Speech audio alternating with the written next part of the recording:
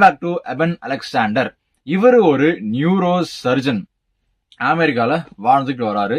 இவருக்கு ஒரு நாள் காலையில ஒரு 4:30 மணி அளவுல லைட்டா எந்திரிக்கிறாரு. கொஞ்சம் ஒரு மாதிரி உடம்பு சரியில்லைன்றத ஃபீல் பண்றாரு.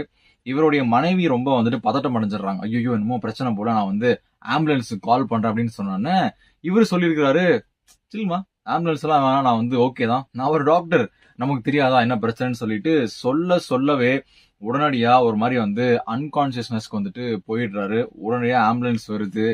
இவரை வீட்ல இருந்து ஹாஸ்பிட்டலுக்கு கூட்டிட்டும் போறாங்க. இவருக்கு அங்கங்க விஷன்ஸ் எல்லாம் ஒரு மாதிரி பிளர்ரா, ஒரு மாதிரி அப்படியே அங்கங்க என்னமோ நடக்குதுன்ற மாதிரி தோணி இருக்கு. இவரை ஹாஸ்பிட்டல்ல சேர்த்ததுக்கு அப்புறம் இவருக்கு சொல்றாங்க, இவர் ஒய்ஃப் கிட்ட, மெனஞ்சைட்டிஸ் அப்படின்னு சொல்லப்படுற பிரெயினை பாதிக்கப்படுற ஒரு டிசீஸ்னால இவர் பாதிக்கப்பட்டிருக்கிறாரு. இது கிட்டத்தட்ட ஒரு மில்லியன் பேர்ல ஒருத்தருக்கு ரொம்ப ரேரா வரக்கூடிய